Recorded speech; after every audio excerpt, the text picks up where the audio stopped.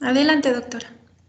Muy bien, pues buenos días a todos, profesores, alumnos y demás personas que nos acompañan el día de hoy a esta tan importante conferencia en la que hemos estado solicitando la presencia del doctor Noé Zúñiga para que nos haga favor de compartirnos de su experiencia, de sus conocimientos en esta área en conmemoración del Día Mundial de la Alimentación y sobre todo que tenemos el privilegio de tenerlo el día de hoy. Entonces, pues damos por iniciada esta sesión. Muchísimas gracias a todos por su presencia y buenos días y que seguramente será esto de provecho. Muchísimas gracias, doctor. Muchísimas gracias a los participantes. Adelante, maestra Vivi, con la presentación del doctor. Gracias, doctora. Bueno, pues buen día a todos. Nos acompañan principalmente alumnos del primer semestre y la maestra Anarsvali García de la Coordinación y Plantilla Docente. Entonces, es un gusto para nosotros en la coordinación y a través de la Unidad de Aprendizaje de Desarrollo Sustentable, invitar al doctor Noé Zúñiga González, con quien hemos tenido la fortuna y oportunidad de compartir experiencias en esta parte del programa educativo que compartimos en la unidad académica Acolman, en el Centro Universitario Amecameca y en la Facultad de Medicina. El doctor Noé, platicándoles un poquito sobre su trayectoria, es licenciado en hidrobiología por parte de la UAM, la Universidad Autónoma Metropolitana. Tiene diferentes diplomados en impacto ambiental y planeación ambiental, así como en los inventarios de emisiones de gases y componentes de efecto invernadero. Él tiene una maestría en educación superior y es doctor en ciencias agropecuarias y recursos naturales por la Universidad Autónoma del Estado de México. Está certificado en competencias docentes a nivel medio superior y bueno, su campo profesional principalmente es la docencia y la parte de investigación en cambio climático. Entonces creo que mejor experta no pudimos haber tenido el día de hoy. Y bueno, es compañero docente, profesor de tiempo completo del Centro Universitario UEM Amecameca, trabajando, colaborando también con la licenciatura en nutrición. Entonces, doctor, el micrófono es suyo. Muchas gracias por aceptar la invitación y bienvenido a esta sesión. Pues les agradezco mucho la atención y sobre todo todo lo que dicen de mí no es tan cierta, no se crean. Les agradezco mucho, es un honor, espero estar a la altura con todos nuestros alumnos en la Facultad de Medicina, porque pues sobre todo nuestra universidad ha llevado a donde estamos a cada uno de nosotros y yo creo que es muy grato agradecer a través del conocimiento para nuestros alumnos que son nuestro motivo de ser en esta universidad. Bien, pues me voy a permitir compartir la pantalla, si me permiten tantito. Sí,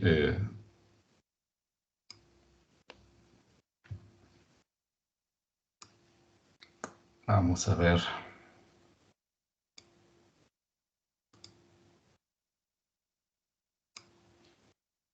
Ok, creo que ahí ya me están viendo.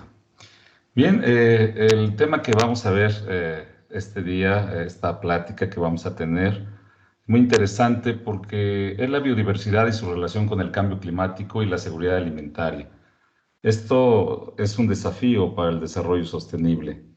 Nosotros a través del tiempo, bueno, pues podemos definir a la biodiversidad, ¿verdad? Como la variedad de vida que abarcan las diversas especies que existen en el planeta.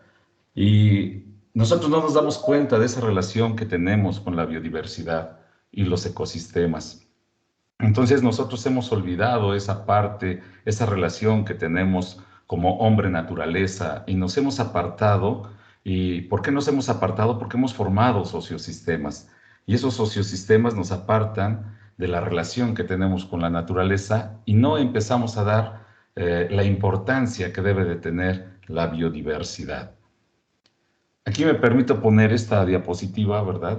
Donde dice que la vida humana depende de la tierra tanto como del océano por su sustento y su subsistencia. La flora provee más del 80% de la alimentación humana y la agricultura representa el recurso económico y un medio muy importante para todas las sociedades. A la vez, los bosques cubren el 30% de la superficie terrestre y proveen hábitats muy importantes para muchas especies y además de ser sumideros de carbono y fundamentalmente ayudan para combatir el cambio climático. Entonces, desde sus orígenes, la humanidad ha utilizado la flora y la fauna de diversas maneras, ya sea como alimento, como bebidas, como medicina, como ropa, materiales de construcción, como combustibles. Y entonces nosotros hemos visto cómo explotar a la naturaleza y hemos ido explotando de manera irracional, sin importar que son recursos finitos.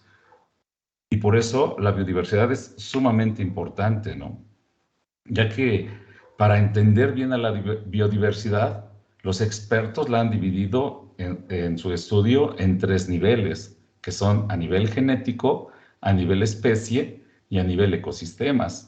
Y todo esto, esta relación que se tiene desde genes hasta ecosistemas, es una compleja relación que no podemos olvidar, porque nosotros estamos inmiscuidos dentro de los ecosistemas. Nosotros no estamos aparte, ¿sí? Debido a la tecnología, por supuesto, nosotros nos hemos separado de las demás especies, pero finalmente nosotros estamos dentro de los ecosistemas y los ecosistemas son los que albergan toda la vida, ¿no? Y entre ellos ya la suma de los ecosistemas pues, sería la biosfera. Nosotros vamos a ver que hay una riqueza increíble en el mundo de especies.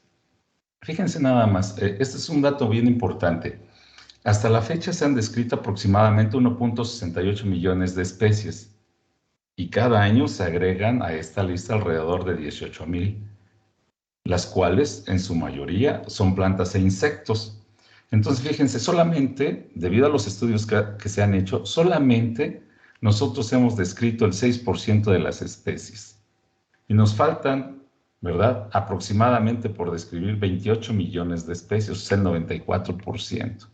Y nosotros vemos que los insectos son los que más ocupan esta biodiversidad y que en un futuro serán una base de la alimentación. Antes de en la época prehispánica, nosotros teníamos esta costumbre, ¿verdad?, en México de comer insectos, la hemos olvidado.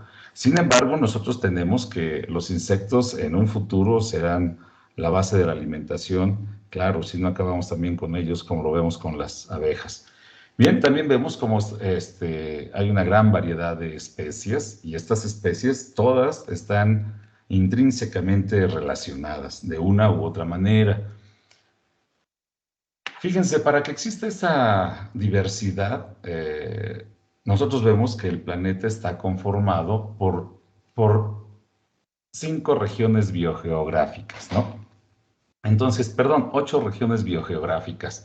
La neártica, la neotropical, la afrotropical, la paleártica, la indomalaya, la austroasiática. Y si ustedes observan en esta diapositiva, ustedes observan, México está dividido por 2 regiones muy importantes, que es la neártica y la neotropical. ¿Sí? Aquí tenemos a la neártica y la neotropical. Ahorita voy a explicar por qué es muy importante que estas 2 regiones biogeográficas están dividiendo a México y eso hace que nuestro país sea un país megadiverso. ¿Sí? Nosotros conocemos ecosistemas terrestres en el mundo y bueno, aquí por ejemplo pongo 14 tipos de ecosistemas terrestres en donde México tiene una variedad de ecosistemas, lo que no pasa con otros países, debido a que a su orografía, poco a poco lo iremos viendo. Entonces, fíjense, México forma parte del grupo de naciones con un conjunto muy importante que se les conoce como países megadiversos, donde estos poseen alrededor del 70% de la diversidad mundial de las especies, por lo que han sido, les digo, denominados países megadiversos. Entonces, observen cómo México es un país dentro de estos 10 países, como Colombia, Ecuador, Perú, Brasil, el Congo, Madagascar, Indonesia, Australia y China, que son países megadiversos, ¿no? Y otros autores, claro, también quieren añadir a esta lista a Estados Unidos, Filipinas, Nueva Guinea, etc. Pero México, debido a su región, que aquí vamos a mostrar, México está ubicado en la parte meridional de América del Norte y tiene 5 razones por las que México es un país megadiverso. ¿Qué quiero decir con megadiverso? Que tiene una gran cantidad de especies, una gran cantidad de climas, una gran cantidad de ecosistemas, y eso hace que el país sea megadiverso. Primero, su posición geográfica, ¿sí? Que está en una zona tropical. Luego, tiene una diversidad de paisajes, mares, montañas, climas y ambientes distintos. También tiene un aislamiento de flora y fauna de 2 continentes, que les decía que es el Norteamérica y Sudamérica. El tamaño de su superficie, nosotros tenemos un país grande y además tenemos diversidad de culturas y la diversidad de culturas ha permitido la domesticación de plantas y animales que han contribuido a la riqueza natural, como nosotros sabemos y lo veremos adelante, como el maíz y tomate, frijol, amaranto y vainilla. Entonces México, debido a esa condición orográfica, cuenta con una gran cantidad de vegetaciones y esto, por supuesto, hace que sean hábitats para muchas especies animales. Entonces, si damos un resumen de esto que les estoy diciendo, los factores que influyen a la biodiversidad en México son sus regiones biogeográficas, si le sumamos el relieve, ¿verdad? Y además el clima, entonces nosotros vamos a tener un país megadiverso. ¿Y esto qué quiere decir? Pues fíjense que aunque México representa el 1% de la superficie terrestre, alberga el 10% de la diversidad biológica de todo el mundo. Entonces tenemos un país sumamente rico y entre ellos, pues obviamente tenemos a la selva lacandona, en donde tenemos una gran cantidad de especies muy importantes. Y otra de las características, ¿verdad?, de la biodiversidad de México es de que muchas de estas especies son endémicas, o sea, son exclusivas del país, son únicas, no están en otra parte del mundo no están. Y entonces, ejemplo de ello es que entre el 50 y el 60% de las especies de plantas conocidas en el mundo se encuentran solamente en nuestro territorio. Fíjense nada más, del 50 al 60% de especies de plantas conocidas se encuentran en nuestro territorio. Entonces, además de tener endemismos, además tenemos una gran cantidad de plantas en nuestro territorio. Actualmente, debido a la actividad antrópica, obviamente a la depredación desmedida, a la producción desmedida y a la tala inmoderada de árboles y otras cosas más, nosotros vemos que tenemos una pérdida de biodiversidad. Entonces nosotros actualmente tenemos una crisis de biodiversidad. Y esto supone que diariamente en todo el mundo se pierden hasta 1000 especies, ¿no? Hasta un total de 1000 veces mayor la tasa natural. Entonces observen cómo se van perdiendo estas especies a un ritmo desproporcionado. Entonces, imagínense perder aproximadamente de 150 a 200 especies cada 24 horas. Esto es realmente brutal. Y entonces nosotros tenemos que, si seguimos a este ritmo, por supuesto, no vamos a siquiera pensar en un desarrollo sostenible como se marcan los objetivos o en los ODS, ¿verdad? Que nosotros tenemos que llegar a 2030 para poder subsanar muchos problemas que tienen los países. A este ritmo no lo vamos a lograr. Aunado a esto, la pandemia de COVID-19, pues tampoco. Entonces, de acuerdo a la Kew Royal Botanical Garden, el 21% de las especies de plantas están en peligro de extinción. Entonces, imagínense todo lo que les digo, por eso se habla de la pérdida de biodiversidad. Y nosotros dependemos de la biodiversidad, finalmente. De ahí obtenemos todos nuestros recursos. Si seguimos a este ritmo, por supuesto, vamos a tener problemas enormes. ¿Cuáles son algunas de las causas de la pérdida de biodiversidad en México? Pues por supuesto, un problema a nivel global y de seguridad nacional y de seguridad global es el cambio climático. Es un fenómeno que nos estamos encontrando y que más adelante tocaré ahorita el tema, pero es un fenómeno muy grave el que nosotros estamos hablando, que es el cambio climático. Las evidencias científicas lo muestran, no podemos decir que no existe. Las evidencias científicas lo muestran claramente que el cambio climático es un problema que tenemos que resolver ya. No se puede posponer. Ese es uno. La otra es la pérdida y deterioro de los hábitats.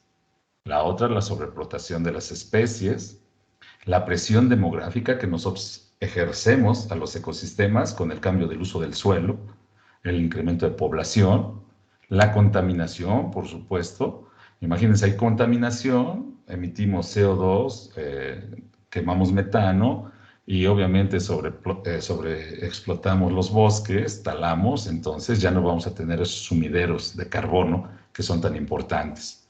Y las especies invasoras, ¿no? O también las especies exóticas que debido al descuido humano han rebasado sus fronteras porque se han transportado de una manera u otra, ya sea con animales exóticos ilegalmente, llegan a otros países y por supuesto generan severos daños a las regiones en donde no son endémicos.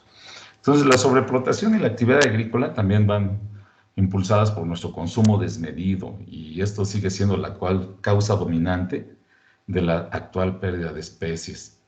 Entonces también nosotros hemos degradado los suelos y todo esto afecta a la biodiversidad, también la pesca excesiva y podemos hablar de otras cosas más, ¿no? Pero bueno, no me quiero ahondar mucho en el tema porque es un poco largo esto lo que quiero exponer.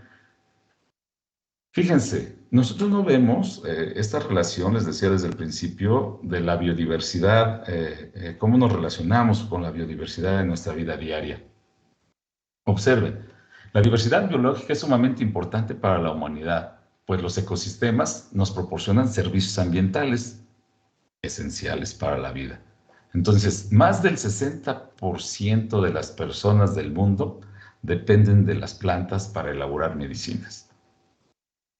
1 de cada 3 bocados de la comida que consumimos depende de los polinizadores como las abejas, los murciélagos y las aves. Entre el 10 y el 12% de la población mundial depende de la pesca y la acuicultura para poder obtener sus medios de vida. Y los ecosistemas regulan la disponibilidad y la calidad del agua. Entonces, la degradación de los ecosistemas aumenta la inseguridad del agua y perjudica la biodiversidad y, como consecuencia, a la seguridad alimentaria. Entonces, vean la relación que nosotros tenemos con nuestra naturaleza y que no nos damos cuenta, les decía desde un principio, debido a que estamos ya en sociosistemas, no en ecosistemas, nos hemos olvidado de esa relación. Entonces, fíjense, este dato es alarmante. Cuando nosotros hablamos de que en medio siglo la biodiversidad ha disminuido el 52% y que de ella dependemos, entonces nosotros vamos a ver que si seguimos nosotros de esta manera desmedida, ¿quiénes van a ser los más afectados? Pues las personas más pobres. ¿Por qué las personas más pobres? Porque son las que dependen directamente de toda esta biodiversidad, ¿no? Los países más pobres se van a ver más afectados. Entonces, la pérdida de biodiversidad afecta entonces gravemente a las poblaciones más pobres. ¿Por qué? Les he dicho, porque dependen directamente de esta biodiversidad. Por otra parte, 1/3 de los manglares del mundo han sido destruidos. Cuando los manglares son barreras naturales contra los huracanes y los ciclones. Entonces nosotros destruimos los manglares y por supuesto estas barreras que sirven para contener esos ciclones y huracanes, pues vamos a tener severos daños a la población debido a que nosotros mismos estamos destruyendo este ecosistema de manglar. Latinoamérica ha perdido el 83% de las poblaciones de peces, aves, mamíferos, anfibios y reptiles en los últimos 40 años. Entre ellos también hemos perdido especies domesticadas de ganado. La mitad de los bosques tropicales y templados han desaparecido. Imagínense, la mitad de los bosques. Todo esto, ¿verdad? Pues ¿para qué?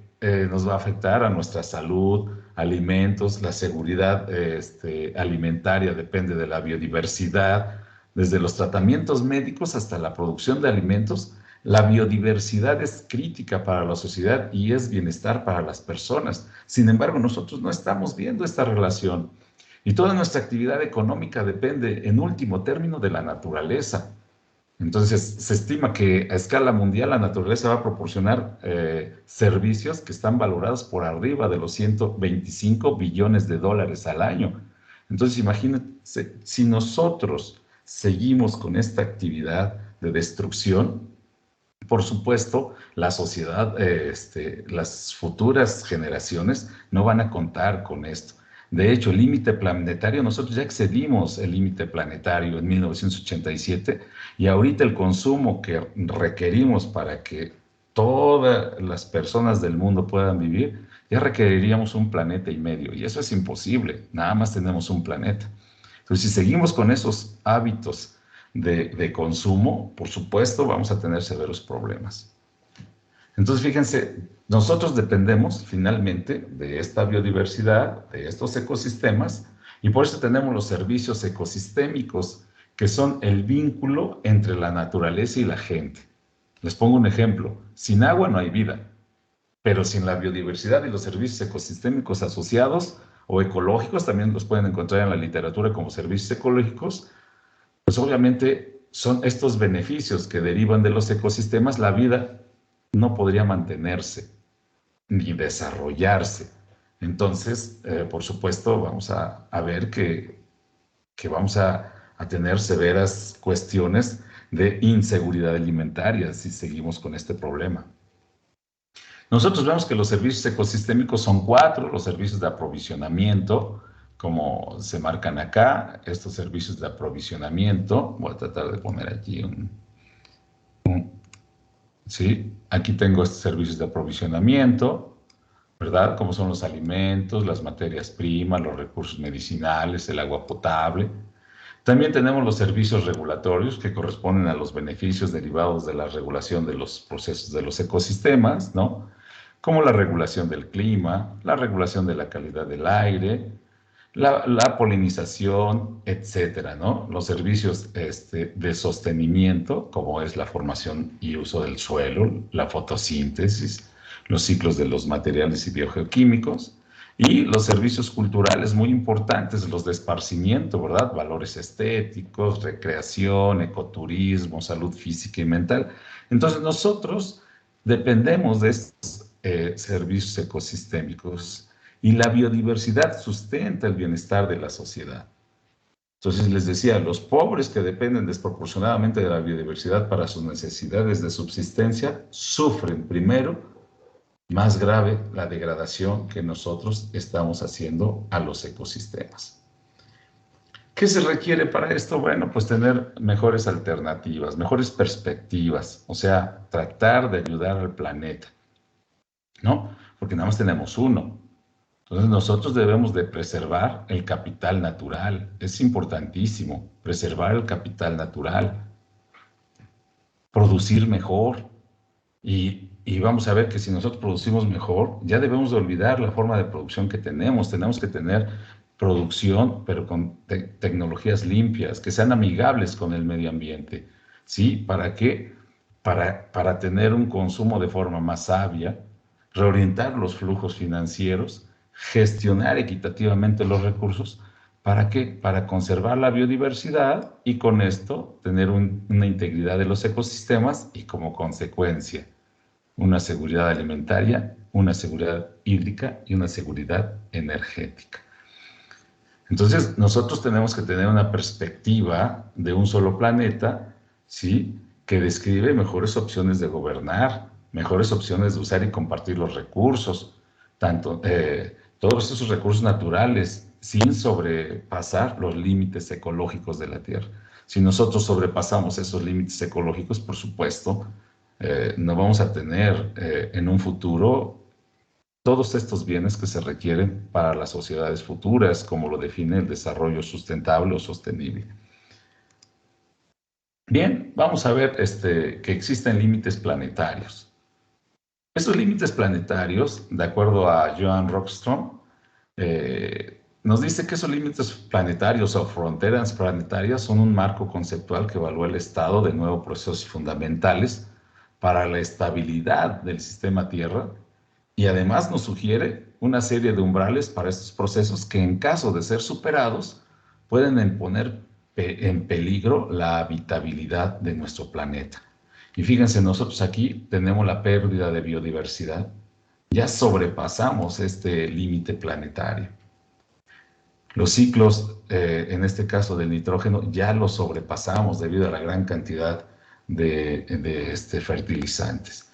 Y la crisis climática también la hemos sobrepasado. Entonces, nosotros estamos viendo que estos límites planetarios se están rebasando. Y entonces estamos poniendo en peligro, pero en peligro a nuestro planeta y como consecuencia en peligro a todas las sociedades. Fíjense bien, ya hablando de diversidad, ahora vamos a hablar de algo importante que es la agrobiodiversidad, ¿no? Nosotros, pues obviamente, dependemos de los recursos naturales y bueno, debido a la agricultura, pues nosotros nos damos cuenta que hemos domesticado tanto plantas como animales y nosotros vemos que esta agrobiodiversidad nos sirve, ¿no? O diversidad agrícola pues, engloba, por un lado, a las especies de plantas y animales cultivados y domesticadas para la alimentación y otros usos, así como sus parientes silvestres. Y por otro lado, incluye a los componentes que sostienen a los sistemas de producción agrícola o agroecosistemas, tanto microorganismos del suelo, depredadores, polinizadores. Y entonces esta agrobiodiversidad incluye la diversidad a nivel ecosistema, como lo hemos visto, tanto de especie y genes. Cuando hablamos de agrobiodiversidad, también vamos a hablar de las dinámicas y complejas relaciones entre las sociedades humanas. Entonces, nosotros hemos tenido esta relación con la naturaleza, hemos domesticado una gran cantidad de plantas y animales, y por supuesto que si nosotros seguimos con la sobreexplotación agrícola, impulsado por nuestro consumo desmedido, siguiendo las causas dominantes de la cual vamos a seguir esta causa de pérdida de biodiversidad. Entonces estamos degradando el suelo, estamos contaminando el aire, estamos contaminando el agua y pues todo esto va a tener severos problemas, ¿no? Entonces, fíjense cómo nosotros, por ejemplo, hemos domesticado el maíz.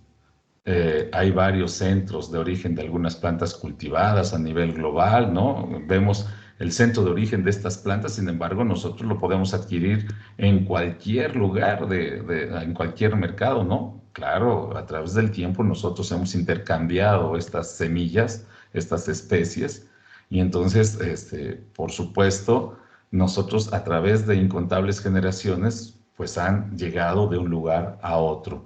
¿Para qué? Pues obviamente para poderlas utilizar de una manera adecuada en nuestros alimentos. Sí, también así podemos hablar de los maíces. Cuando México obviamente es el centro de origen del maíz y el maíz forma parte de nuestra alimentación diaria, de nuestra cultura. Entonces, además sirve y constituye un insumo muy importante para la ganadería y para la obtención de numerosos productos industriales. Entonces, por lo que desde el punto de vista alimentario, económico y político y social, es un cultivo agrícola muy importante, el más importante de México, ¿no? Así también tenemos que a través de la agrobiodiversidad también tenemos frijoles domesticados, los quelites, no podemos hablar, ¿no? Y todo esto se está viendo afectado, toda esta biodiversidad está siendo afectada por el cambio climático. ¿Por qué? Porque el cambio climático afecta a la agricultura y a la seguridad alimentaria. Y si no actuamos ahorita, millones de personas van a estar en peligro de padecer hambre y pobreza. Ahorita vamos a ver unos datos que realmente son alarmantes en México de pobreza y de inseguridad alimentaria. Entonces, fíjense cómo nosotros tenemos este gran problema, ¿no? Porque el cambio climático está afectando a través de la gran cantidad de emisiones que nosotros tenemos a la atmósfera, como los gases de efecto invernadero o GI, ¿no?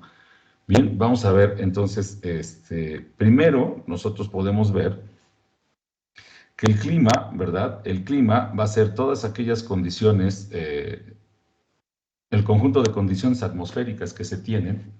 Nosotros es lo que vamos a hablar de clima, ¿no? Todo el conjunto de condiciones atmosféricas. Cuando nosotros hablamos del clima, generalmente decimos, mira cómo está el clima el día de hoy. No, eso no es el clima, ese es el estado del tiempo. ¿Sí? No podemos decir el clima. El clima se mide a través del tiempo con una mínima de 10 años y una ya real de 20 años. Entonces, el estado del tiempo son todas las condiciones climáticas, todas las condiciones atmosféricas que suceden en este momento, como en la precipitación, cómo es la helada, cómo es la lluvia, etcétera, ¿no? Podemos hablar de eso. Entonces, esto pues, son el estado del tiempo. Y entonces nosotros vamos a ver que a través del año nosotros vamos a tener diversas estacionalidades. Y esto, ¿verdad?, nos va a marcar cómo cambia el estado del tiempo a través del año. ¿Sí? Entonces, nosotros vamos a ver que este clima se ha visto modificado por las acciones antrópicas, por las actividades antrópicas. Entonces, el cambio climático es un fenómeno que se manifiesta en un aumento de la temperatura promedio del planeta. Y entonces este aumento de temperatura tiene consecuencias en la intensidad de los fenómenos climáticos en el mundo. Y muchas veces, muchos científicos dicen, no, pues es que esto no ha sido cierto porque esto se ha ocasionado a través de las diversas eras geológicas, lo hemos visto, sí, pero ahorita vamos a ver cuál es el problema. Entonces, el cambio climático se está viendo afectado por el tipo de producción agropecuaria, que nosotros tenemos una gran cantidad de emisiones de gases de efecto invernadero, como el dióxido de carbono, metano y óxido nitroso, así también como los impactos ambientales que nosotros originamos y las emisiones del ganado. Una de las partes muy importantes del cambio climático son las emisiones de ganado a través de la fermentación entérica, que genera metano, y el estiércol, que genera metano y óxido nitroso. Asimismo, por el incremento de las temperaturas. Entonces, vamos a ver que este cambio climático se está dando en el planeta, y de una manera muy acelerada. Ese es el problema. Nosotros tenemos que existe el efecto invernadero. Muchos decimos, bueno, pues es que debido al efecto invernadero se está dando este problema. No, el efecto invernadero es un proceso natural del planeta. Y entonces, este proceso en el que la radiación térmica emitida por la superficie planetaria es absorbida por los gases de efecto invernadero. Si no tuviésemos nosotros este efecto invernadero debido a la atmósfera que tenemos, pues por supuesto no sería posible la vida. No podríamos tener vida en el planeta porque nuestra temperatura oscilaría entre los menos 16 y los menos 22 grados centígrados de una media del planeta, a diferencia de los 14 grados centígrados. Entonces, con este efecto invernadero, lo que se hace es absorber la energía solar que llega a nuestro planeta, como aquí se está mostrando, ¿verdad? Y entonces, obviamente, esto hace que se caliente el planeta de manera natural. Y esto es correcto. El problema es que cuando nosotros aumentamos las emisiones de gases con efecto invernadero, y como estas emisiones tienen la capacidad, ¿verdad?, de absorber los gases de efecto invernadero, que aquí les pongo yo en esta diapositiva, ¿verdad?, el metano, el óxido nitroso y el CO2. Entonces, fíjense, en el Holoceno, nosotros vemos que la última era, ¿verdad?, es el Holoceno, que ahora se ha modificado y debido a las actividades antrópicas se le ha cambiado a Antropoceno. Vean, tiene aproximadamente 2000 años, ¿no? Entonces, de aquí para acá permaneció constante, ¿sí? Entonces, aquí permaneció constante. ¿Qué pasó acá? Si ustedes observan, hay un incremento de los gases con efecto invernadero, que es el CO2, que es el metano y que es el óxido nitroso. ¿Y por qué sucede aquí lo vemos cómo sube inmediatamente, cómo está subiendo, ¿verdad? Pues debido a la revolución industrial, ¿sí? Entonces, esta revolución industrial, que fue el proceso de transformación económica, social y tecnológica, que se inició en la segunda mitad del siglo XVIII en Gran Bretaña, y luego se extendió a toda Europa y luego a América, en fin, ¿no? Entonces nosotros vemos que esto generó un incremento de los gases con efecto invernadero, acá. Y luego nosotros vemos que inicia la revolución verde, ¿no? Esta forma de producción, aquí vemos, por eso se incrementa, de entre 1960 y 1980, y bueno, experimentaron aquí en los terrenos del estado de Sonora, en la República Mexicana, para producir grandemente cereales como trigo, maíz y arroz, ¿verdad? Pero el problema fue aquí que se utilizaron una gran cantidad de fertilizantes, plaguicidas, y que afectaron a los ecosistemas y obviamente a diversas especies. Entonces, este incremento tan rápido, fíjense, de nosotros estamos hablando aquí más o menos de 1500, 1600, 1700, 1800. Entonces, fíjense, este incremento tan rápido que tenemos de estos gases con efecto invernadero ha sido muy rápido. O sea, no como en las eras geológicas anteriores que también se había dado, sino que ha sido sumamente rápido. Y esto no permite que las especies se adapten. Y si no se adaptan las especies, por supuesto, mueren, porque las especies tienen un límite de tolerancia. Cuando lleguen a ese límite de tolerancia, las especies empiezan a morir en cascada. Y es lo que nos está pasando. Ya nosotros llegamos al límite de tolerancia de varias especies. Estamos sobreexplotando los recursos. Hemos cambiado el uso del suelo. Deforestamos y entonces ya no tenemos los sumideros de carbono y entonces estos gases con efecto invernadero, como se muestra en esta diapositiva, pues obviamente incrementan y eso hace que exista el calentamiento global. Ese es el gran problema, que ha sido muy rápido. Fíjense, por ejemplo, aquí. Nosotros vemos en esta diapositiva cómo el dióxido de carbono tiene un potencial de calentamiento global de 1 a un periodo de 100 años. ¿A qué se refiere este potencial de calentamiento global? Es una medida que nos dice cuánto calor puede ser atrapado por un determinado gas de efecto invernadero, ¿no? Entonces, vamos a suponer que no suponemos, es la verdad. Tiene un 1 de potencial de calentamiento. Tiene la capacidad de absorber 23 veces más los gases. Y tiene la capacidad de absorber 310 veces más los gases. Entonces, a esta medida es más poderoso su potencial de calentamiento global. Entonces, observen, el CO2 tiene este potencial de 1, 23 y 310. Si tenemos mayor cantidad de metano en la atmósfera, se va a absorber más radiación solar y entonces se incrementa más el efecto invernadero. Si tenemos mucho óxido nitroso, por supuesto va a absorber hasta 310 veces más esta radiación solar. Por eso el metano se quema, para que se transforme en dióxido de carbono. Y este dióxido de carbono, bueno, tiene un potencial de calentamiento global de 1 y ya no de 23. El CO2, por supuesto, es por la respiración, lo vamos a encontrar, por los combustibles fósiles, por el cambio del uso del suelo y la deforestación. El metano, por la descomposición anaerobia, ya sea en los cultivos de arroz, y de ahí viene su nombre, ¿no? El metano quiere decir gas del pantano. Rellenos sanitarios, estiércoles, escape de gas en minas, pozos petroleros y la fermentación entérica. Y el óxido nitroso, pues lo tenemos mucho en los fertilizantes nitrogenados, también en la quema de combustible fósil y estiércol. Entonces, nosotros hemos incrementado mucho estos gases con efecto invernadero y, por supuesto, contribuimos al calentamiento global a través, ¿verdad?, de que nosotros emitimos estos gases y entonces el efecto invernadero se ve más afectado.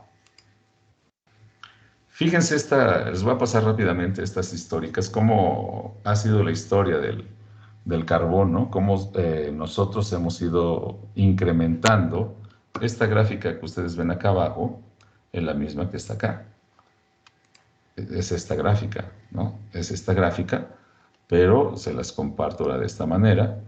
Y bueno, vemos, ¿no? Aquí tenemos los casquetes polares, aquí tenemos los arrecifes de coral, aquí tenemos el nivel del mar. Entonces, fíjense, a medida que nosotros hemos incrementado, ¿verdad? En la era preindustrial no hay problema, pero ya en la era industrial, aquí vemos cómo va incrementando el CO2. Y entonces, a medida que lo incrementamos este CO2, por supuesto, la temperatura se incrementa. Ya dijimos que los gases de efecto invernadero tienen un potencial de calentamiento global, absorben la radiación solar, por supuesto se calienta la troposfera, y a la hora de que se calienta la troposfera, pues va a afectar directamente a los polos, y estos se van a derretir, y si se derriten, pues por supuesto esta agua tiene que irse a algún lado, y van a hacer que el nivel del mar también se incremente. Y esto va a ejercer presiones sobre las sociedades, sobre las poblaciones. Observen esta otra gráfica. Como ya incrementamos ahora 500 partes por millón, y entonces vean cómo los casquetes polares disminuyen, las poblaciones de coral, ¿verdad?, empiezan a disminuir, ¿sí? Y por supuesto también recuerden que los corales son un ecosistema muy importante, ¿sí? Porque ahí tenemos una gran cantidad de biodiversidad. Y el aumento del nivel, aquí tenemos un incremento en el nivel del mar. Observen, ya tenemos una presión más acá. Si nosotros seguimos con nuestras prácticas, ¿verdad? Entonces vamos a ver que para 2100, y eso si no nos fallan las proyecciones, porque estas son proyecciones, ¿no? Hemos hecho proyecciones donde se van para 2050 y se dan cuenta los científicos que están sucediendo en 2020. ¿Por qué? Porque no tenemos todos los datos tal como son. Entonces son proyecciones. Fíjense aquí, ya tenemos casi la pérdida de los casquetes polares. Nosotros tenemos problemas ya con el nivel del mar, ¿sí? Los arrecifes de coral se han blanqueado debido a la acidificación y la temperatura. Y nosotros vemos que todas estas personas que viven aquí, pues obviamente van a tener que migrar. Y entonces vamos a tener en un futuro migrantes climáticos. ¿Por qué? Porque el nivel del mar ya no les va a permitir. Y no solamente son las ciudades, son las granjas donde hay animales, producción, industria, todo eso va a tener que migrar en algún momento. Y si seguimos acá, por supuesto, observen, ya prácticamente se acabaron completamente los polos. El nivel del mar puede llegar hasta 6 metros en algunos lugares, va a inundar una gran cantidad de zonas costeras, y por supuesto toda esta economía se va a ver afectada. Y todo esto va a ejercer presiones hacia el interior del continente, y por supuesto vamos a tener problemas económicos severos, y entonces es cuando vamos a empezar a ver si es correcto lo que estamos haciendo. Asimismo, ¿verdad? Nosotros y muchos científicos dicen que el cambio climático causado por las actividades humanas, ¿verdad?, va a incrementar la temperatura, pero si nosotros incrementamos esa temperatura de acuerdo al panel intergubernamental de cambio climático, que es un panel de expertos, nosotros vamos a ver que vamos a tener un deterioro, ¿verdad?, que ya no va a ser, va a ser irreversible. Si nosotros no actuamos y si seguimos incrementando la temperatura a más de 1.5 grados centígrados, los ecosistemas se van a ver seriamente dañados, y obviamente en los ecosistemas tenemos la biodiversidad. Entonces, vamos a tener problemas realmente increíbles. Por eso les dije desde hace un momento que es un problema de seguridad global y de seguridad nacional. Nosotros estamos acabando con todo este tipo de ecosistemas de una manera irracional. Nosotros vemos aquí en esta lámina cómo diversos sectores, obviamente, generan una gran cantidad de gases con efecto invernadero, ¿no? Como la silvicultura, las actividades agropecuarias, el transporte, la industria, la energía. Y obviamente, ¿verdad?, pues el ganado genera su parte. Entonces, México, pues bueno, tampoco es la excepción, ¿verdad? Nosotros vemos aquí en México cuáles son los principales sectores que generan una gran cantidad de gases con efecto invernadero. Pero el que nos ocupa, ¿verdad? Bueno, esta es una gráfica de los gases con efecto invernadero, como es el CO2, el metano, el óxido nitroso, los clorofluorocarbonos y el hexafluoruro de azufre. Entonces, observen cómo estos gases son los que repercuten grandemente a lo que nos ocupa, la agricultura. ¿Por qué? Porque la participación agrícola por sector en México es muy importante. A nivel global, solamente se estima que el ganado ocupa el 18% de las emisiones a nivel global. ¿Sí? ¿Por qué? Por la fermentación entérica. Y México no es la excepción. Entonces vemos cómo las emisiones agrícolas por sector en México se han incrementado grandemente, ¿no? Y siguen aumentando. Entonces nosotros, ¿por qué? Porque seguimos con las prácticas antiguas. Ya no podemos seguir con prácticas basadas en combustibles fósiles. Tenemos que modificar nuestro tipo de producción. Y bien, aquí nosotros vemos, les decía hace un rato, que el ganado contribuye al 18% de las emisiones con gases de efecto invernadero, y por eso ahora hay muchos autores que dicen que ya no hay que comer carne porque incrementamos una gran cantidad de gases de efecto invernadero, y bueno, pues los bovinos de carne son los que más producen, luego los bovinos de leche, cerdos, búfalos, aves de corral, ¿sí? Entonces vean cómo se tiene que estos están contribuyendo a un 18%, y ahí entra una controversia, ¿no? Que bueno, ya es de acuerdo a algunos autores. ¿Cuáles son los impactos del cambio climático? Fíjense bien. El aumento de la temperatura, la disminución de las precipitaciones, el aumento de la precipitación también, no solamente la disminución en algunos lados y precipitaciones en otros. Ahorita vamos a ver, por ejemplo, el caso de México, el aumento del nivel del mar, como les acabo de comentar. Entonces, cuando nosotros estamos modificando nuestro régimen climático debido a la emisión de gases con efecto invernadero, ¿sí? Vamos a tener impactos muy graves en la salud, vamos a tener mortalidades. Todas aquellas personas que tienen cardiopatías van a sufrir un estrés térmico, lesiones por extremos en la temperie, enfermedades infecciosas por desplazamiento de varios vectores y varios animales. La calidad del aire se va a ver afectada y enfermedades respiratorias, por supuesto, por la calidad del aire. Además de enfermedades renales y demás, ¿no? Impactos en la agricultura, también reducción en la productividad, desplazamiento de los ecosistemas, enfermedades y pestes, sequías e inundaciones. También tenemos impactos en los bosques por su cambio de composición, desplazamiento geográfico debido a la temperatura, debido a la altura, la altitud y enfermedades y productividad. Tal es el caso, está sucediendo en Veracruz, no en los bosques, pero sí en los cafetales, debido a que la temperatura ha incrementado, pues obviamente las especies tienen un rango para poder vivir adecuadamente. Si nosotros sobrepasamos ese rango, las especies mueren, no se adaptan tan rápido, porque los cambios, les he dicho, son muy rápidos, y ese es el problema. No se pueden adaptar las especies de un día para otro. Impactos en los recursos hídricos, impactos en las áreas costeras, y especies y áreas naturales van a tener un desplazamiento debido al régimen climático que se está cambiando. Les hablaba de México. Fíjense, México es un país con gran vulnerabilidad a los efectos del cambio climático. Hacia el norte vamos a tener unos estados que van a sufrir por sequías, y hacia el sur vamos a tener varios estados que van a sufrir por inundaciones.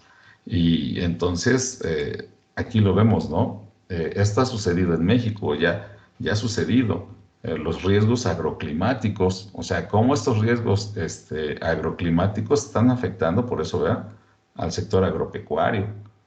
Y entonces estos van a afectar a la producción, y si afectan a la producción, esto va a afectar al incremento en costo de los alimentos, y si afecta al incremento en costo, por supuesto, va a afectar a la seguridad alimentaria, los 4 pilares de la seguridad alimentaria. Entonces, nosotros tenemos que estos riesgos agroclimáticos van a ser realmente, pues, devastadores para nuestro país.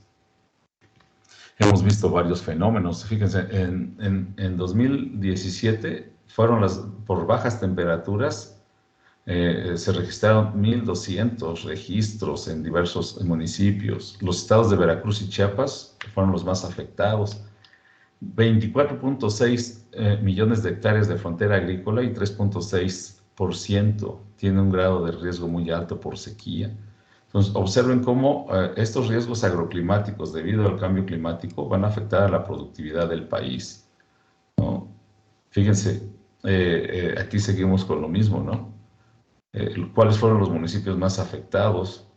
En 2017 se afectaron 343.580 hectáreas de superficie sembrada. de las cuales 207,000 o más de 207,000 hectáreas fueron por sequía. Entonces, todo esto afecta gravemente a todos los estados de nuestro país, algunos más que otros, ¿no? Y entonces, ¿cuáles son los fenómenos hidrometeorológicos que han afectado más? Pues la sequía, la helada, la lluvia torrencial, el ciclón, la inundación, el granizo, los tornados y las nevadas, ¿no? Entonces, obviamente, todos estos fenómenos hidrometeorológicos afectan a la producción, ¿no? Y entonces esta producción se ve afectada por estas catástrofes climáticas, afectando gravemente a los cultivos, a la ganadería, a la pesca, a la actividad forestal, que dependemos directamente de ellos para nuestra subsistencia. Entonces observen cómo estos fenómenos hidrometeorológicos afectan gravemente a la agricultura. Vean cómo aquí el efecto del cambio climático afecta, ¿verdad? Por ejemplo, si nosotros vemos que el cambio climático va a afectar a la agricultura, pues nos afecta directamente a nosotros. ¿Por qué? Porque hemos cambiado el patrón de precipitación debido a los contaminantes, a los gases con efecto invernadero. Debido a eso se han incrementado la intensidad y los fenómenos climáticos, el incremento y la frecuencia de las sequías e inundaciones. Se han elevado las temperaturas. Entonces, todo esto ha elevado también el nivel del mar. Y todos estos efectos tienen unos impactos negativos en la productividad de los cultivos, de la ganadería, la pesca y la silvicultura. Entonces, nosotros tenemos que hacer, obviamente, tenemos que adaptarnos a estos cambios tan rápidos. Les digo, ese ha sido el problema. Fíjense, por ejemplo, este mapa que les muestro aquí, este efecto de la sequía en el 2011 en México, trajo severas consecuencias, ¿no? Entonces, nosotros vemos cómo afectó esta sequía tan importante en 2011 a nuestro país. Por ejemplo, en Sonora murieron 33,000 cabezas de ganado, en Chihuahua se sacrificaron 500,000 cabezas de ganado, en Coahuila más de 2,500 cabezas de ganado, en Nuevo León 14,000 productores agrícolas y ganaderos fueron afectados con una pérdida del 20% de su producción, y así le podemos seguir, ¿no? En Hidalgo, en Guanajuato, Zacatecas, Durango, Baja California. Entonces, fíjense cómo estos fenómenos climáticos afectan gravemente a la producción y como consecuencia a la seguridad alimentaria.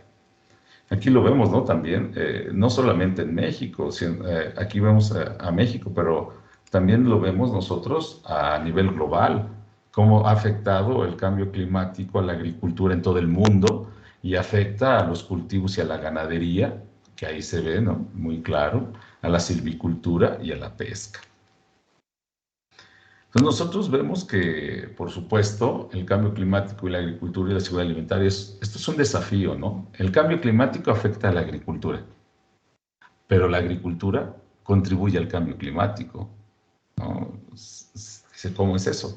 Pues sí, porque el cambio climático, debido a la temperatura, si incrementa la temperatura, pues las especies se van a ver afectadas y no va a haber una buena producción, ¿sí? Entonces, nosotros tenemos que producir más alimentos para una población creciente, que es otro problema que tenemos. Pero debemos de reducir las emisiones de gases con efecto invernadero, que es lo que no estamos haciendo. Y por eso les decía que nosotros basamos nuestra producción en los combustibles fósiles, que debemos de evitar esto, ¿no? Entonces, aquí les pongo una diapositiva que se puede ver estas partes de azul, cómo el cambio climático va a afectar al continente, porque los polos se van obviamente van a desaparecer, y entonces el nivel del mar va a subir, y vean cómo se va a afectar. México, pues no es la excepción. Los estados que se van a ver gravemente dañados va a ser Campeche, Veracruz, Quintana Roo, Tamaulipas, tal como se muestra en esta diapositiva. Y si nosotros afectamos, obviamente, la producción, fíjense, a nivel global, nosotros vamos a estar incrementando el nivel del mar, y entonces nosotros vamos a tener problemas en un futuro para la producción, porque necesitamos tierras para cultivar. Para 2050 se va a requerir que se incremente la producción de alimentos a un 60%. para poder satisfacer a los casi 10,000 millones de personas que van a estar en este planeta. Entonces, nosotros vemos que, por supuesto, la agricultura es el conjunto de actividades económicas, técnicas relacionadas con el tratamiento del suelo, y entonces, fíjense, si nosotros variamos las condiciones extremas del clima, pues obviamente que son los principales factores responsables para que exista este incremento de temperatura y se dé el hambre a nivel mundial. Nosotros estamos incrementando el clima y entonces vamos a tener crisis alimentarias debido al clima. Y vemos aquí esta diapositiva cómo la población es creciente, ¿no? O sea, a nivel mundo, a nivel global y en México, ¿no? Para 2050, tal como lo vimos en la diapositiva pasada, ¿verdad? Aquí se va a requerir alimentar a casi 10,000 millones de personas. Entonces, México también está incrementando su población y el problema es de que no produce todos sus alimentos. Muchos de nuestros alimentos dependemos de otros países que importamos una gran cantidad de alimento. Y entonces, en una crisis climática, en el momento que nos dejen de vender los alimentos, obviamente vamos a tener problemas, ¿no? Porque vean cómo para el año 2050 se espera que la población mundial, les había dicho, crezca a 9,700 millones de personas. Pero 2/3 de ellos van a vivir en las zonas urbanas. Y muchas personas, fíjense, 2/3, están migrando de la zona rural a la zona urbana porque ya no les interesa trabajar en el campo. Entonces, ¿por qué no les interesa trabajar en el campo? Y uno de ellos es el caso de México, porque ya no es atractivo. Ya no es atractivo el salario. Entonces, muchos migran para tener una mejor vida en las zonas urbanas. Y esto no es solamente en México, es a nivel global. Entonces, esto está haciendo que la seguridad alimentaria se vea afectada y nosotros vemos, ¿verdad?, que los efectos del cambio climático sobre la seguridad alimentaria van a ser desastrosos. Entonces, vean cómo afecta el cambio climático a la seguridad alimentaria, ¿no? ¿Por qué? Porque el cambio climático afecta a los agroecosistemas, como ya lo vimos, a la producción agrícola, a los medios de vida, ¿verdad?, porque muchos van a desplazarse, y obviamente va a afectar directamente a la seguridad alimentaria en sus 4 dimensiones, como la disponibilidad, el acceso, la utilización y la estabilidad. Y viendo esta diapositiva, pues es obviamente realmente aterrador, porque si ustedes ven la medición de la seguridad alimentaria en México en el 2018, vimos que tenemos 44.5% de personas presentan seguridad alimentaria, el 32.9% inseguridad alimentaria leve y el 22.6% inseguridad alimentaria moderada. Entonces el 44.5% de mexicanos tienen seguridad alimentaria y el 55%, más del 55% de mexicanos presenta inseguridad alimentaria. Y si a esto le incrementamos los riesgos futuros de pérdida de biodiversidad y de cambio climático, pues por supuesto que vamos a ejercer presiones, lo habíamos dicho, sobre los más pobres, ¿no?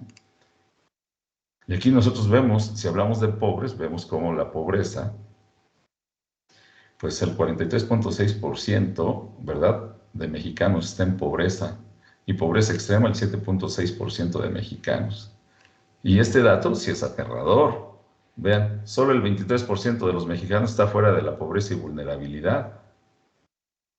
Y el 27.7 millones de ciudadanos tienen acceso a todos los servicios básicos y el ingreso necesario para vivir. 27.7 millones de personas, ¿no? Entonces, ¿cómo de más de 130 millones de mexicanos que somos, solamente 28 millones de personas tienen acceso a todos los servicios básicos? Entonces, todo esto se va a ver afectado por el cambio climático y la pérdida de biodiversidad. Entonces, no podemos decir que estamos o que vamos encaminado hacia los ODS, viendo estos datos, ¿no? Aquí, por ejemplo, vemos cómo la distribución de la carencia de acceso a la alimentación en México, bueno, pues vemos que las zonas más marginadas están en el sur de la República, cuando el sur, pues, obviamente es muy rico en recursos naturales y en especies. Sin embargo, recuerden que las partes donde más se tienen recursos naturales son estados más saqueados. Se saquean y no tienen el recurso porque el recurso se va hacia otra parte. Leí en alguna ocasión un artículo que si Francia no explotara como explota África, no podría vivir con la calidad que vive, ¿no? Su huella de carbono es inmensa.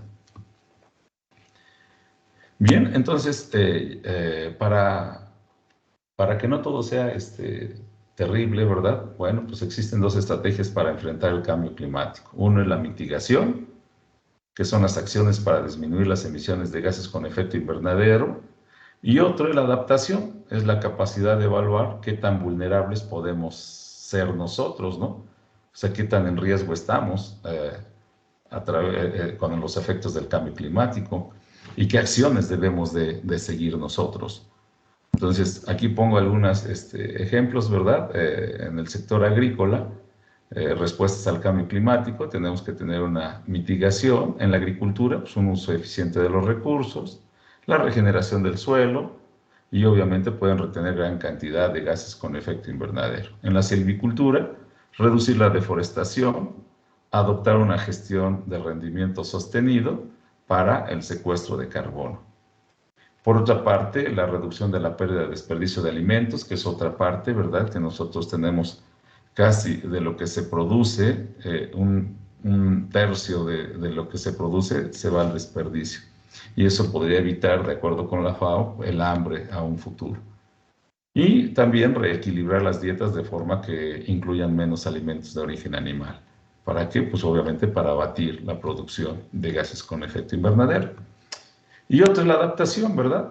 Donde se puede lograr una mejoras significativas de la infraestructura, de prácticas agrícolas sostenibles, a través de, ¿qué? De cultivos eficientes en el uso del nitrógeno, la labranza cero, cultivos resistentes al calor, agricultura de precisión, gestión integrada de los fertilizantes del suelo. En fin, hay una gran cantidad de prácticas que nosotros debemos de seguir y debemos de realizar para evitar este tipo de deterioro ambiental y contribuir nosotros como ciudadanos, porque muchas veces decimos, es que nosotros, ¿qué podemos hacer?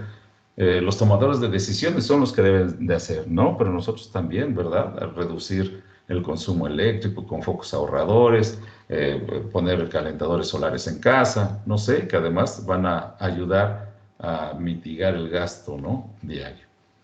Y ya para finalizar, pues bueno, vemos aquí que el cambio climático es uno de los desafíos más complejos de comienzo de nuestro siglo, y ningún país está inmune ni puede por sí solo afrontar los desafíos interconectados que tenemos nosotros con el cambio climático. Entonces es un problema severo, lo debemos de afrontar, y cada vez existen más datos de la pérdida de biodiversidad, que las actividades humanas están afectando esa pérdida de biodiversidad, ese desplazamiento de los bosques, ese cambio del uso del suelo y como consecuencia una generación de gases con efecto invernadero. Entonces se requiere actuar inmediato para que nosotros podamos ayudar a nuestro planeta y contribuir a ese desarrollo sostenible, como si lo ven ahorita, pues no estamos encaminándonos ni aún con los objetivos de desarrollo sostenible, no nos estamos encaminando a lograrlos. Por mi parte es todo. Muchas gracias. Preguntas a continuación. Muchas gracias, doctor, por su excelente participación. Creo que con esto pues hemos abordado tanto la parte sustantiva de desarrollo sustentable que estamos ahorita en curso, como lo que viene, ¿no? Para nuestro segundo curso de seguridad alimentaria, era un poco lo que yo les decía a los chicos.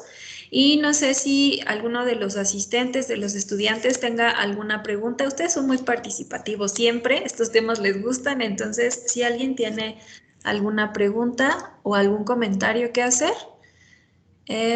Adelante, Paula. Sí, buenos días. Muchas felicidades, estuvo muy interesante este tema. Me encantó mucho Gracias, Paula. la información que nos compartió. Mi duda era si la migración de las especies influye más a la extinción de las especies? Esa era una No, duda.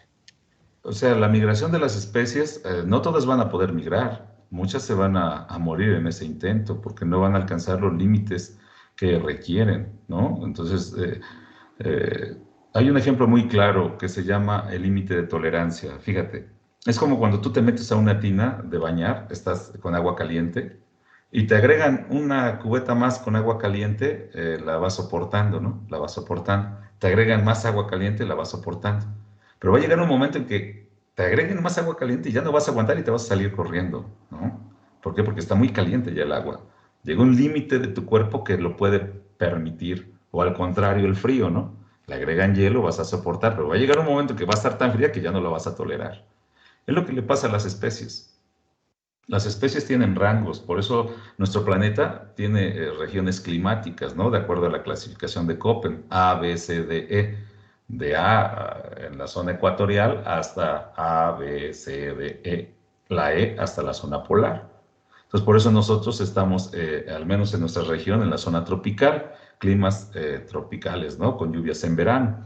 Entonces, van a tratar de migrar a determinadas zonas. Pero recuerda que también para el clima existe otro problema. El clima se da tanto por la latitud como por la altitud. Y la latitud, ¿no? Entonces, no solamente es la parte latitudinal, sino también por la altitud. Por eso en las zonas montañosas hace más frío, ¿no? Por eso los volcanes, ahí ustedes tienen el Nevado de Toluca, en determinadas épocas del año pues, está lleno de nieve, ¿verdad? En determinadas no, pero a medida que tú vas subiendo, la temperatura disminuye. Igual pasa con, eso es altitud, igual pasa con la latitud, ¿no? A medida que tú vas a los polos, obviamente se hace más frío, los países se hacen más fríos, por eso neva en algunas regiones. Entonces, esas especies a veces no pueden cruzar esas barreras geográficas, y entonces en ese intento mueren, porque no van a poder cruzar muy rápido. Van a tratar de desplazarse, pero muchas no lo van a lograr, se van a extinguir. Y por eso muchos registros en hielo nos dicen por qué las extinciones masivas, porque incrementó muy rápido la temperatura. No, sino que fue paulatina, a diferencia de nosotros en este antropoceno, que lo hemos incrementado así, ¿sí? Muy rápido. Entonces imagínate, en menos de 200 años hemos incrementado la temperatura enormemente, que antes pasaba en miles de años. No sé si contesté tu pregunta, Paula. Sí, muchas gracias. Gracias, doctor. Anel, tienes la manita levantada. Adelante. Y bueno, antes que nada, muchas gracias por la conferencia y muchas felicidades. La verdad es que la información fue muy completa y bastante interesante. Y pues bueno, yo quisiera destacar algo que usted comentó, doctor, que es que no vemos la relación que tenemos con la biodiversidad. Y es que a veces nosotros llevamos nuestra vida cotidiana y en ocasiones ni siquiera nos damos cuenta de cómo afectamos a lo que nos rodea, ¿no? Y pues reflexioné un poco y realmente yo considero que a veces vemos lo que queremos ver. Por ejemplo, yo vivo en San Mateo Atenco y está cerca del río Lerma. Ahorita estamos con el tema del desbordamiento. Y bueno, escuchando las noticias y viéndolas también, hicieron una entrevista a las personas que vivían cerca del río Lerma. Y la gente decía, no, es que por la contaminación de otros pueblos de allá arriba, no, es que el río viene desde allá arriba, que no sé qué. Pero realmente observándolos, ni siquiera podían recoger la basura que estaba a su lado, y eso a pesar de que los estaban entrevistando en televisión. Entonces, a veces queremos culpar incluso a otras personas, pero debemos empezar por nosotros, ¿no? Y ellos, bueno, esa gente tal vez veía pues el problema del desbordamiento y también olía, ¿no? El olor tan fuerte y se quejaban, pero realmente no veía lo que ellos hicieron y que pusieron su granito para contaminar ese río, ¿no? Y pues sí, yo creo que también sería una cosa de ética, de ponernos a ver qué hacemos nosotros primero, cómo podemos mejorar en nosotros, para después verlo en los demás, porque a veces pues no nos damos cuenta y como le comentaba, vemos lo que queremos ver. Y pues bueno, esa sería mi opinión y muchas gracias por la conferencia. Gracias, Anel. Por supuesto, nos falta mucha educación ambiental. Yo creo que es algo que debe de permear desde el currículum de primaria, porque es importante tener esa relación con la naturaleza. Nosotros, efectivamente, como lo dices, sí lo hemos olvidado, entonces pensamos que la naturaleza va a estar siempre. Entonces, no, ya la hemos deteriorado demasiado. Nosotros los ríos los tomamos como basureros en los países del tercer mundo. Son basureros, no son ríos. No sabemos utilizar la cantidad de agua que genera el deshielo o por las lluvias. No la sabemos utilizar y toda se va y se contamina cuando tenemos crisis de agua. En 2050 en México vamos a tener crisis de agua. Una botella de agua va a ser muy valiosa. Entonces, imagínate si no tenemos esta mira hacia un desarrollo sostenible del agua. Entonces, nosotros vamos a tener problemas severos con el agua y eso ya se ve. Hemos tenido problemas con el vecino de Estados Unidos ya tenemos deuda de agua con ellos. Entonces, se van a dar guerras de agua, por supuesto, ¿no? Tal es así que lo llaman el oro blanco. Y nosotros vemos que no sabemos captar esa agua. No, pasamos meses, que es la época de secas, y el agua disminuye, y ahí es cuando lo valoramos, ¿no? Cuando no tenemos agua, queremos guardar lo mínimo que se tiene, pero cuando tenemos agua, pues la desperdiciamos, y eso es incorrecto, ¿no? Entonces, nosotros no somos administradores correctos del agua, y obviamente que es un bien que la Constitución marca que es un bien gratuito. Sin embargo, aunque sea gratuito, es un bien preciado, que es irreemplazable. Si no hay agua, no hay vida. Sí, Anel, no sé si te contesté. Sí, muchas gracias. Sí, la verdad es que pues a veces no valoramos muy bien lo que tenemos, ¿no? Y yo creo que es una conciencia tanto personal como social. Y pues muchas gracias, doctor. No, ¿de qué? Gracias, Anel. Tenemos 3 manitas levantadas. Vamos a darle la palabra a estas 3 personas y con estas 3 personas terminamos la participación. Primero, por favor, Diana, adelante. Gracias, maestra. Bueno, también, primero que nada, muchas gracias por su tiempo y por la exposición tan completa del tema.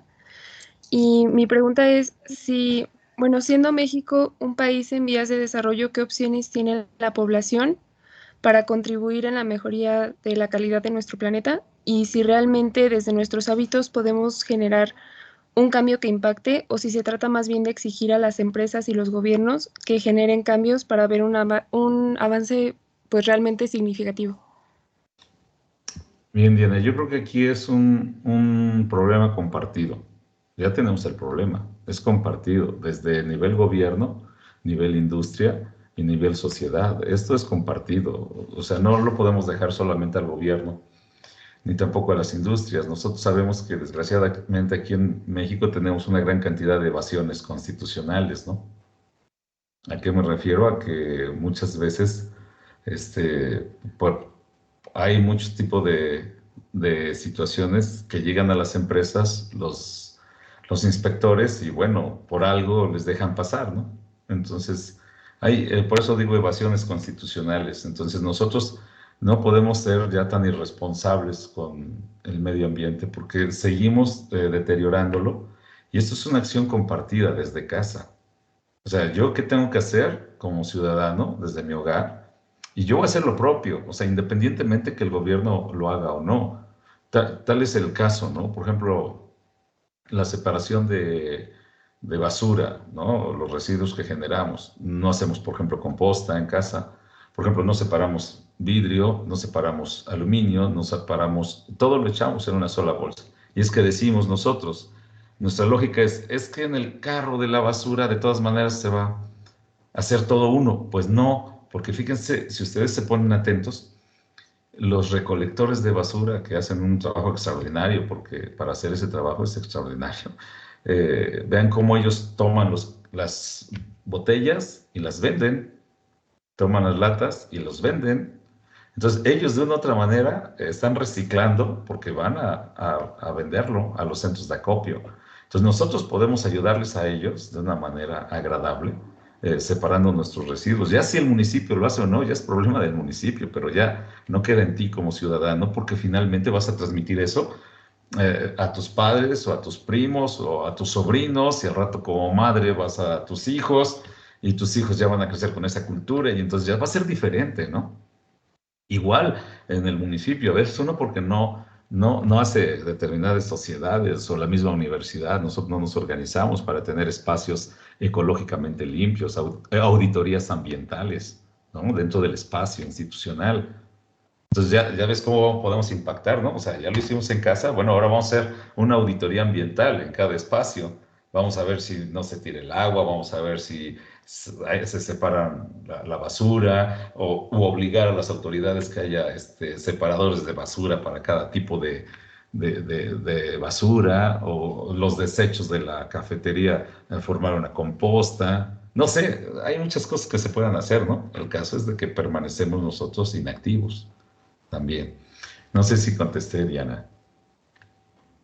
Claro que sí, doctor, muchas gracias. De hecho, o sea, tiene razón, es un problema compartido y no podemos dejar todo en manos de las instituciones. O sea, podemos exigir y podemos hacer un cambio a la par, ¿no? Así es. Gracias. No, gracias a ti. Gracias. Daniela, Paulina, adelante. Sí, bueno, buenos días. Me dicen si me trabo o algo así porque me marca que no tengo suficiente internet, pero sí me gustaría participar. Se me hizo muy interesante todo esta conferencia. Realmente es más un comentario que una pregunta. Entonces es como, realmente nos tenemos que dar cuenta el impacto que tiene nuestra alimentación, las pequeñas cosas que nosotros hacemos a nuestra huella ecológica, que es lo que veíamos con la maestra Viviana, que nos pedía hacer un proyecto para nosotros ver cómo podemos ayudar a disminuir nuestra huella ecológica. Incluso nos dejó ahorita un proyecto de ver cuántos planetas necesitaríamos teniendo estos hábitos que hasta ahora llevamos, y realmente es sorprendente cómo ver que, o sea, como que nosotros no notamos ese impacto porque nosotros no lo estamos viendo, nosotros no estamos como, bueno, no viendo directamente. Por ejemplo, no tenemos al lado un ambiente totalmente ya deshecho, o no vivimos al lado de, bueno, en mi caso yo no vivo al lado de un río, entonces no lo estoy viendo directamente. Entonces siento que por eso mismo que nosotros no lo estamos viendo, es que decimos, pues eso no existe, o no sé, no, está muy lejano a la realidad, ¿no? O sea, no lo estamos viviendo. Entonces, apenas estaba viendo en las noticias que están haciendo mucho énfasis en que realmente se tiene que hacer un cambio, porque ya hay demasiado cambio climático. No sé si en la semana notaron muchísimo calor. Entonces, eso es lo que estaban abordando en las noticias, que es producto de cómo nuestros hábitos, cómo nosotros no nos comprometemos, o sea, como individuos y como empresas. O sea, por ejemplo, la Coca-Cola o no sé, algunas otras empresas que simplemente extraen los recursos, los explotan para nosotros consumirlos y nos hacen consumidores. Entonces es como un círculo vicioso, ¿no? Donde nos hacen consumir, ellos explotan los recursos, nosotros no lo vemos, nosotros consumimos más. Entonces es como todo un círculo, ¿no? Pero, y bueno, y al tener este círculo no dejamos que los ciclos que nos comentaba el doctor, no dejamos que sucedan. O sea, por ejemplo, el ciclo del carbono, el del nitrógeno, el del agua. Entonces estamos sobreexplotando, ¿no? Y ahorita con que ya están viendo cómo habitar otro planeta, entonces estamos como, no nos estamos como enfocando en qué podemos hacer aquí, sino, ok, ya decidimos esta tierra, vámonos a otra, a ver cómo le hacemos, cómo nos va. Entonces, es realmente un problema, ¿no? Y bueno, es muy simple con tan solo cambiar, en este caso que estamos viendo el impacto el impacto de nuestra alimentación al medio ambiente, con tan solo cambiar algunos hábitos alimenticios, podemos ayudar a que este deterioro disminuya y al igual que nosotros como consumidores dejar de consumir tanto, que pues es lo que nos recalca muchísimo la maestra Viviana. Entonces, por ejemplo, que no puedes dejar de comer carne, modera tu consumo de carne una vez a la semana, 2 veces y así. O sea, son cosas muy sencillas. Por ejemplo, come fruta de temporada, no quieras comer todo el año aguacate, no quieras comer todo el año maíz, no sé, son cosas muy, muy simples, pero pues realmente no las llevamos a cabo. Y bueno, hasta aquí mi comentario. Bien, Daniela, pues claro, lo que tú dices, la huella ecológica, pues es impresionante, ¿no? Precisamente como bien se los ha mencionado la maestra Viviana, yo creo que cada quien ya hizo su ejercicio en una calculadora y vemos que necesitamos más de un planeta, ¿no? Entonces es asombroso ver cómo nuestro consumo, y ya estamos acostumbrados a ello, ¿no? O sea, ya nos acostumbramos a ese consumo. ¿Qué vamos a hacer? Y siempre yo pongo este ejemplo, ¿no? Es como si gano 100 pesos diarios, pero me gasto 150. ¿Cómo? Tal vez si tengo un ahorro lo voy a lograr un tiempo, pero después me voy a acostumbrar a ese tipo de vida, pero cuando regrese a que no puedo consumir más de los 100 pesos y yo ya estoy acostumbrado, ¿qué va a pasar con las sociedades, no? Y obviamente las sociedades más ricas son las que más gastan, tienen otro tipo de nivel de vida. Y lo vemos, ¿no? Por ejemplo, Estados Unidos tiene una huella ecológica de 9 punto y cacho, cuando debe de ser de 2.7. Entonces, vemos cómo esos países ricos tienen una huella ecológica terrible, ¿no? Y son los que más contaminan. Y los países pobres son los que más vamos a tener problemas porque finalmente nosotros no generamos estos gases de efecto invernadero. Sin embargo, pues los gases de efecto invernadero no conocen fronteras. O sea, no se quedan en Estados Unidos porque ahí se producen, no se quedan en China porque ahí se producen, no. Debido al sistema climático que tenemos, pues obviamente llegan a todas partes. Entonces, eso es grave y por eso precisamente aún esos países ricos, luego que no quieren firmar los acuerdos o se salen de los acuerdos, aún más grave, ¿no? Pues sí. Y un ejemplo es Canadá, cómo explotan nuestro país. Hacemos mucho énfasis de que Canadá es súper limpio, tiene otra cultura, pero no estamos viendo cómo es que explotan otros países, en nuestro caso México. Entonces, también Explota es mucho como... en las minas. Sí, explota muchísimo. Entonces, pues es como usted dice, o sea, tal vez el país está limpio, está bien, no está viendo como ese impacto, pero, o sea, está teniendo normas que perjudican a otros países, en este caso México. De igual manera Estados Unidos y también, bueno, afectan muchos países de Latinoamérica, que al ser de no ser de primer mundo, pues no le toman tanta importancia. Sí, los países en vías de desarrollo son explotados, ¿no? Y finalmente el dinero no se queda aquí, o sea, las industrias, pues obviamente se lo llevan al país de origen. Muy bien. Gracias, Daniela, por tu comentario. Y bueno, ya para cerrar esta parte de las participaciones, adelante, Marina. Hola, buenos días. Pues igual que mis compañeras, darle las gracias por tanta información que nos han proporcionado. A mí realmente me impacta tanto toda esta información porque no le hallo por dónde podría todo el contexto de la política, de la economía, por dónde debería de iniciar. Yo entiendo que debe iniciar por nosotros, por cada persona o cada individuo, ¿no? En cambiar hábitos, en el no aceptar ciertas políticas o ciertas cosas que se hacen en contra de nuestro bienestar ecológico. Entonces, viendo la diapositiva esa que nos puso sobre todos los factores que afectan al cambio climático, pues a mí me sorprendió porque yo vengo de un lugar donde la agricultura era pues el sustento diario, ¿no? La ganadería, y me impactó porque yo nunca lo había visto así o no lo conocía, el hecho de tantas, o sea, la cantidad de emisiones que se pueden generar de ahí, y yo solo lo veía como el CO2. El CO2 es el que nos contamina totalmente, el que nos está cambiando el clima, pero también es la ganadería, también es la agricultura.